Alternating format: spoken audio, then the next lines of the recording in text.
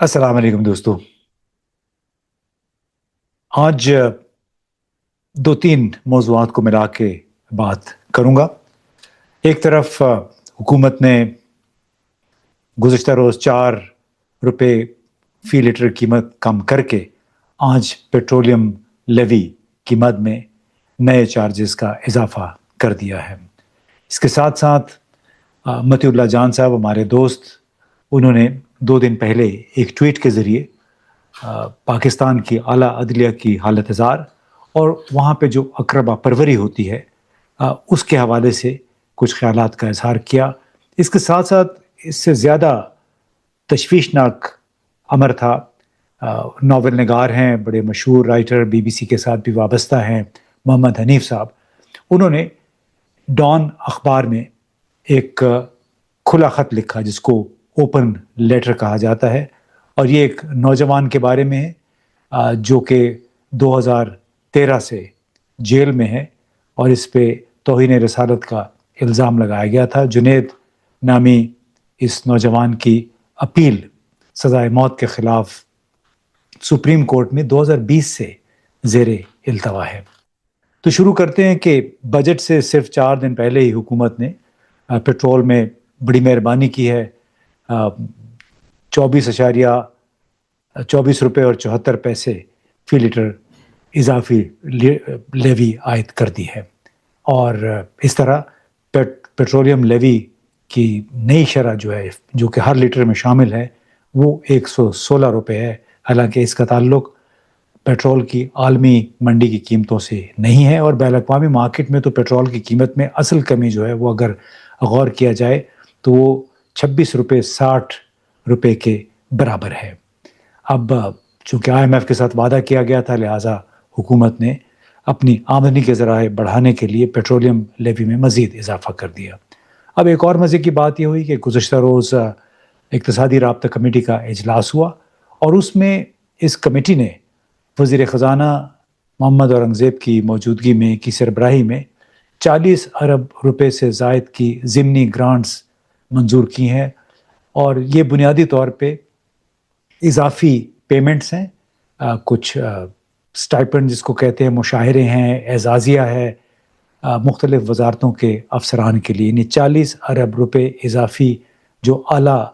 अफसरशाही है उसको दिए जाएंगे। ये बजट मेरा ख्याल आने से पहले पहले। इसके साथ साथ पाकिस्तान स्टेट ऑयल जो कि पूरे पाकिस्तान में उसको कोई 51-52% शेयर बनता है पेट्रोलियम मसनूआत की पैदावार और तकसीम के हवाले से, उसके लिए 100 अरब रुपए की खुद मुख्तार गारंटी पर मबनी एक मालियाती सहूलत की मंजूरी दी गई। कहा जाता है कि कोई मुख्तलिफ इदारों ने पाकिस्तान स्टेट ऑयल के 900 अरब रुपए देने हैं, लेकिन कतई नज़र उसके सवाल ये है कि हमने ये बड़े सफ़ेद हाथी पाल क्यों रखे हैं दुनिया भर में, और पाकिस्तान के अंदर भी ऑयल कंपनियों ने बेतहाशा पैसे कमाए हैं जब से ईरान अमेरिका की जंग शुरू हुई है। अब इसके साथ साथ कोई 10 अरब रुपए की इजाफी ग्रांट्स मुख्तलिफ पार्लियामेंटेरियंस के लिए मंजूर की गई हैं। 1 दर्जन वजारतें हैं और उनके जो वज़रा हैं उनको शायद पैसों की ज़रूरत होगी, कुछ तरक्याती काम करवाने होंगे। अब आते हैं उन 2 तहरीरों की तरफ, जो एक सबसे पहले मसला लेते हैं हम मतीउल्लाह जान का। उन्होंने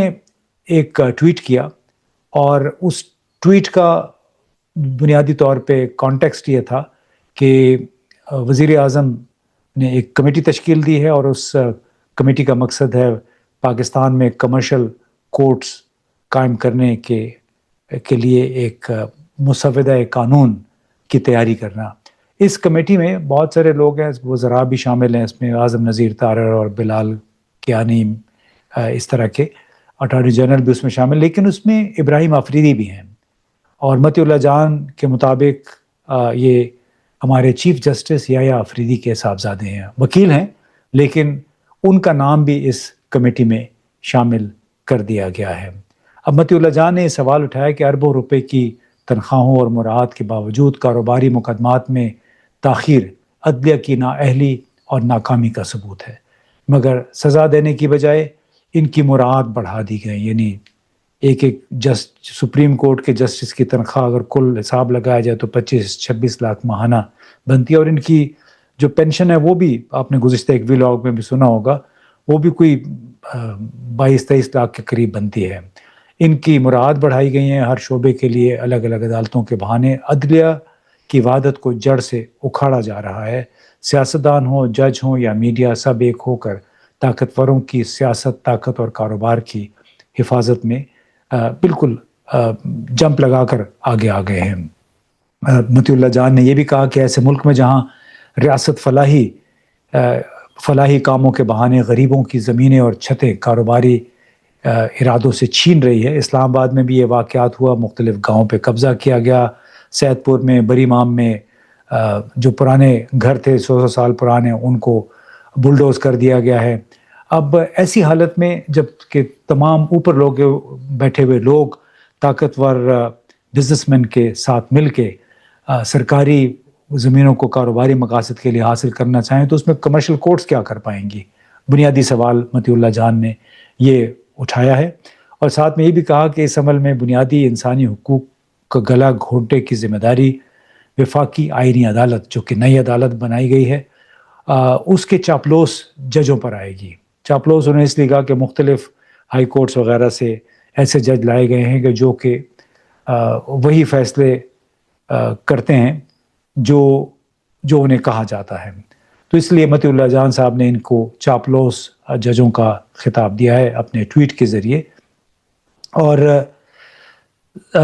اس میں اگر بحیثیت مجموعی دیکھیں تو 2025-26 میں سپریم کورٹ کے لیے 6.5 ارب روپے مختص کیے گئے. 5 ہائی کورٹس یعنی سندھ, لاہور, بلوچستان, پشاور اور اسلام آباد, ان کے اخراجات بھی اگر شامل کر لیے جائیں تو اعلیٰ عدلیہ پر سالانہ خرچ ہونے والی رقوم تقریباً 35 سے 36 ارب روپے کے درمیان بنتی ہیں. جج صاحبان کی تنخواہوں کے علاوہ مختلف مراحت, گاڑیاں, پیٹرول, ہر قسم کا کھانا پینا گھروں میں مہمانداری کے نام پہ مفت, آزاد اور مؤثر عدلیہ کے لیے مناسب وسائل ضروری ہیں. لیکن یہ جس نوعیت کی مراعات ان ججوں کو حاصل ہیں, سپریم کورٹ, وفاقی آئینی عدالت اور 5 ہائی کورٹس کے ججوں کو, تو اس سے سوال یہ پیدا ہوتا ہے کہ کیا یہ انصاف کی فراہمی کا اپنا بنیادی فریضہ بھی انجام دے رہے ہیں یا نہیں. سپریم کورٹ میں اس وقت بتایا جاتا ہے کوئی 55,000 کے قریب کیس زیر التوا ہیں, جبکہ 5 ہائی کورٹس میں مجموعی طور پر کوئی 4 لاکھ سے بھی زائد مقدمات فیصلوں کے منتظر ہیں. ملک بھر میں زیر التوا مقدمات کی تعداد 20 لاکھ سے بھی تجاوز کر چکی ہے.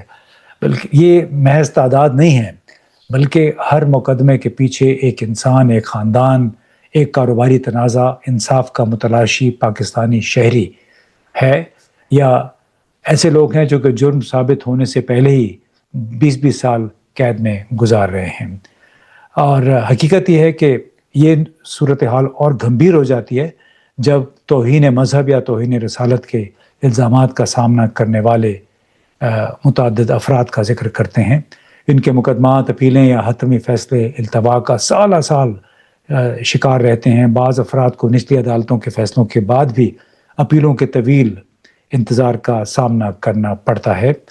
اب اس حوالے سے محمد حنیف صاحب جو ناول نگار ہیں, دی کیس آف ایکسپلوڈنگ مینگوز, اور BBC کے رائٹر ہیں, ان کا بڑا ایک دل خراش کھلا خط ڈان میں چھپا. آج سے 4-5 دن 31 مئی کو وہ شائع ہوا تھا, اور انہوں نے لکھا تھا کہ جنید حفیظ کے نام ایک کھلا خط. جنید حفیظ 2013 سے توہین رسالت کے الزام میں جیل میں ہے. 2019 میں اس کو موت کی سزا سنائی گئی. اس کے خلاف اپیل 2020 سے لاہور ہائی کورٹ میں زیر التوا ہے, اور 18 مئی جو گزشتہ 18 مئی ہے, ان کی سماعت کی ایک اور تاریخ تھی جو گزر گئی بغیر ان کی اپیل سنے. یعنی لوگوں کی زندگی اور موت کا مسئلہ ہوتا ہے, اور کبھی رجسٹرار چھٹی پہ ہے, کبھی جج چھٹی پہ ہے, کبھی وکیل استغاثہ نہیں آتا ہے. ان کو احساس نہیں ہوتا کہ کس طرح لوگ ایک ایک دن, ایک ایک گھنٹہ جیل میں گزارتے ہیں. اور یہ نوجوان جنید حفیظ 2013 سے جیل میں ہے. یہ ایک خودکش, ایک محنت کش والد کا بیٹا ہے جو ہر بورڈ امتحان میں اس نے ٹاپ کیا. پاکستان کے ٹاپ میڈیکل کالج میں داخلہ لیا، اپنی میڈیکل تعلیم کے وسط میں خطابت کی زندگی گزارنے کا فیصلہ کرتا ہے، فل برائٹ فیلوشپ اس کو ملا، یہ تعلیم کے بعد واپس وطن آیا، پڑھانا شروع کیا، اور ہم یہ کہا کرتے ہیں ایسے نوجوانوں کے بارے میں کہ یہ ملک کا روشن مستقبل ہیں۔ یہ محمد حنیف صاحب نے اپنے اس کھلے خط میں لکھا۔ میں ساری تفصیل نہیں بتاؤں گا، چیدہ اس کے جو پیراگراف ہیں وہ آپ کو پڑھ کے سناتا ہوں۔ تو محمد حنیف نے جنید حفیظ کو لکھا کہ ہم آپ کو یقین دلاتے ہیں کہ اگرچہ ہم نے آپ کو قریباً 7 برس قبل سزائے موت سنائی تھی، لیکن آپ ذرا سی تسلی رکھیں گے کیونکہ آج تک توہین رسالت کے نام پہ کسی کو پھانسی کی سزا نہیں دی گئی ہے۔ آپ یقیناً پوچھ سکتے ہیں کہ اگر ہم سزا پر عمل درآمد کا ارادہ نہیں رکھتے تو پھر پچھلے چند سالوں سے ہم آپ کی اپیل کیوں نہیں سن رہے ہیں؟ آپ کو عدالتی دن یعنی آپ کی پیشی کیوں نہیں ہو رہی؟ آپ بالکل یہ سوال پوچھ سکتے ہیں۔ وہ دن جب کوئی جج آپ کی سزا ختم کر سکتا ہے اور آپ کو رہا کر سکتا ہے، یا آپ کے خلاف شواہد کا جائزہ لے کر آپ کی سزا کی توثیق کر سکتا ہے، کسی بھی دن آ سکتا ہے، لیکن کب آئے گا یہ ہمیں نہیں معلوم۔ اور اگر یہ آپ کا فیصلہ آپ کے حق میں ہو بھی گیا تو وہ ہو سکتا ہے کہ سزا کی توثیق ہو جائے اور آپ پھر دوسری اپیل دائر کر سکیں، پھر سپریم کورٹ چلے جائیں۔ تو لیکن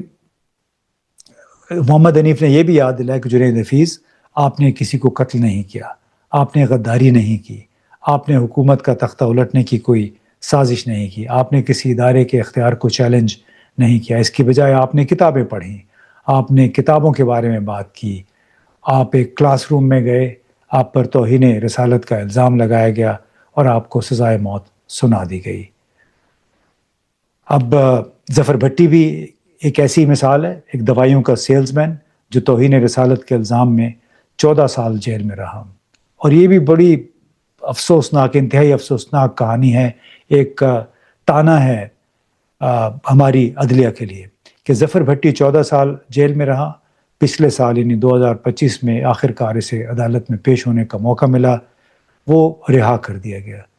14 سال جیل میں رکھنے کے بعد ہم نے یعنی ہماری عدالتوں نے اعلان کیا کہ وہ بے گناہ تھا، گھر تو چلا گیا، لیکن اس سے بڑی ٹریجڈی یہ ہوئی کہ 3 دن بعد ظفر بھٹی اس دنیا سے کوچ کر گیا۔ 14 سال کی قید کے بعد آزادی کے 3 دن ایک ایسے جرم کے لیے جو کبھی ہوا ہی نہیں تھا، اور یہ تازیانہ ہے ہماری عدالتوں کے لیے، ان عدالتوں کے ججوں کے لیے جن کی ماہانہ تنخواہیں 2-3 ملین روپے کے درمیان، یعنی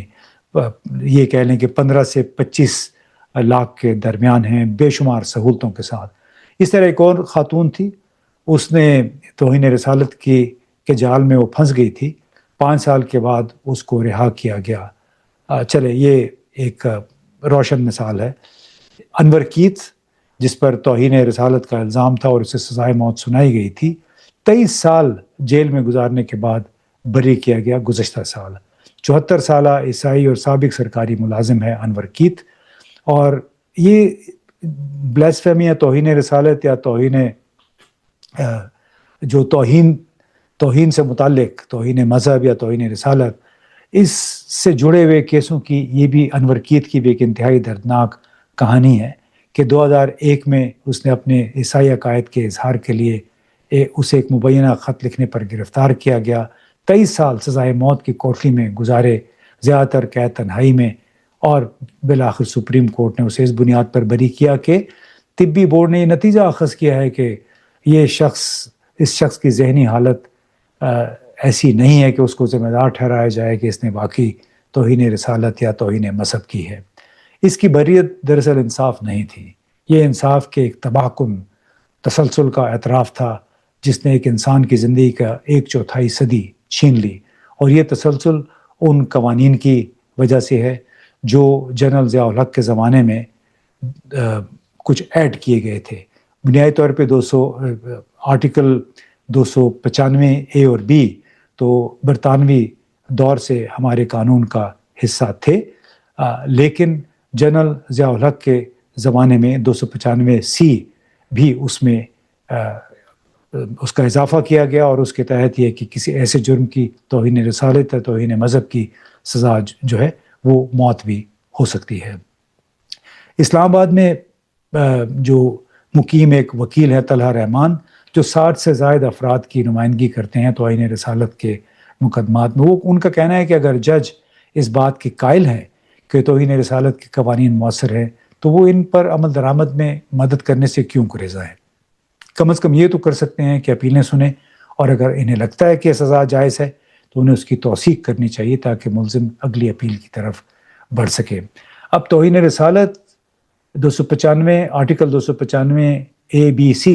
اس کے تحت کتنی زیادتیاں ہوئی ہیں اس پاکستان کے شہریوں کے ساتھ، اس میں صرف مذہبی اقلیتوں سے لوگوں کا تعلق نہیں ہے بلکہ زیادہ تر تعداد مسلمانوں سے ہے۔ نیشنل ہیومن رائٹس کمیشن اور سول سوسائٹی کے جو جمع کردہ اعداد و شمار ہیں، ان کے مطابق اس وقت جیلوں میں 700 سے زائد افراد عبوری حراست میں ہیں یا پھر سزائیں کاٹ رہے ہیں، جن میں سے اکثریت پنجاب میں ہے۔ پنجاب کی جیلوں میں تو 15 خواتین بھی توہین رسالت کے مقدمات میں سزائے موت کی سزا پانے والی قیدیوں کے طور پر موجود ہیں۔ اب بے شمار لوگ ہیں وہ مقدمات کے پیشیوں کے منتظر ہیں۔ 50 سے زائد افراد کو سزائے موت سنائی جا چکی، اب تک کسی کو ہوئی نہیں ہے، اور ان کی اپیلیں برسوں سے نہیں، سالہ سال 10 20 سال سے زیر التوا ہیں۔ اب ہماری توہین رسالت کے جو قوانین ہیں، جیسے میں نے آپ کو پہلے بتایا کہ بنیادی طور پہ ان کو جو 295C تھا جو جنرل ضیاء الحق کے زمانے میں ایڈ کیا گیا تھا، اس میں یہ تھا کہ رسول اللہ صلی اللہ علیہ وآلہ وسلم کے بارے میں گستاخانہ کلمات پر سزائے موت لازمی ہے۔ اب اندازہ لگائیے کہ اس قانون کا کتنا غلط استعمال ہوا ہے کہ 2020 میں صرف 11 مقدمات درج ہوئے تھے اس قانون کے تحت، جبکہ 2024 میں 475 مقدمات درج کیے گئے۔ اور جو اب حقوق انسانی کی جو عالمی تنظیم ہے ہیومن رائٹس واچ، اس نے بھی شواہد کی بنیاد پہ پھر یہ رپورٹوں میں اپنی اخذ کیا کہ بنیادی طور پہ جو کچھ اکثریت کیسوں میں جو مطمع نظر ہوتا ہے وہ کہ پلاٹ ہوتا ہے، سرکاری زمین ہوتی ہے، پبلک کی زمین پہ قبضہ کرنا ہوتا ہے، اور یہ کوئی 2025 کی اس کی رپورٹ ہے کہ زمین ہتھیانے کی سازش یہ ثابت کرتی ہے کہ کس طرح الزامات کو منظم طریقے سے ہتھیار بنا کر بھیڑ کے تشدد کو فروغ دیا جاتا ہے، لوگوں کو اکٹھا کر کے کسی ایک عیسائی کسی مسلمان اس کے گھر پہ یا مسجد پہ یا چرچ پہ حملہ کروا دیا جاتا ہے اور جائیداد ہتھیانے کی کوشش کی جاتی ہے۔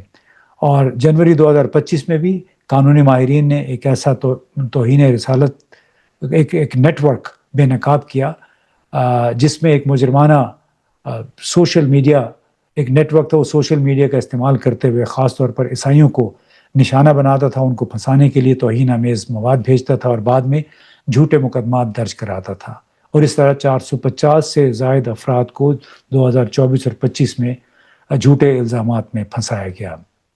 اب بنیادی طور پہ توہین رسالت قوانین دہشت کے ایک آلے کے طور پہ تبدیل ہو چکے ہیں۔ یہ عقیدے کے تحفظ کا ذریعہ نہیں ہے، یہ طاقتور متشدد اور بدعنوان لوگوں کا تحفظ کرتے ہیں، ان کے لیے اعلی کار کے طور پہ استعمال ہوتے ہیں۔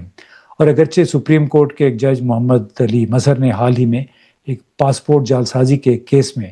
ابھی 5 جون ہی کو ایک اپنے فیصلے میں لکھا کہ استغاثہ پہ یہ لازم ہے کہ وہ کسی بھی معقول شخص سے بالا تر ہو کر جرم ثابت کرے۔ الزامی مواد یا شواہد اتنے کنونسنگ، اتنے قائل برابر ہونے چاہیے اور منطقی ہونے چاہیے کہ ملزم کے جرم کے علاوہ کوئی دوسرا نتیجہ اخذ نہ کیا جا سکے۔ لیکن اس کے باوجود بنیادی طور پہ پاکستان کی اعلیٰ عدلیہ کا جو اس کے حوالے سے 3 بنیادی سوالات اٹھتے ہیں، وہ یہ کہ کیا مقدمات پہلے کے مقابلے میں زیادہ تیزی سے نمٹ رہے ہیں، نئی عدالتیں بن رہی ہیں، کیا شہریوں کو زیادہ منصفانہ نتائج مل رہے ہیں، اور کیا بنیادی حقوق کا تحفظ پہلے سے بہتر زیادہ مؤثر انداز میں ہو رہا ہے۔ اگر جتنے بھی آثار دیکھے جو ہم نے ڈیٹا ڈسکس کیا ہے اس میں، اس سے نہیں لگتا کہ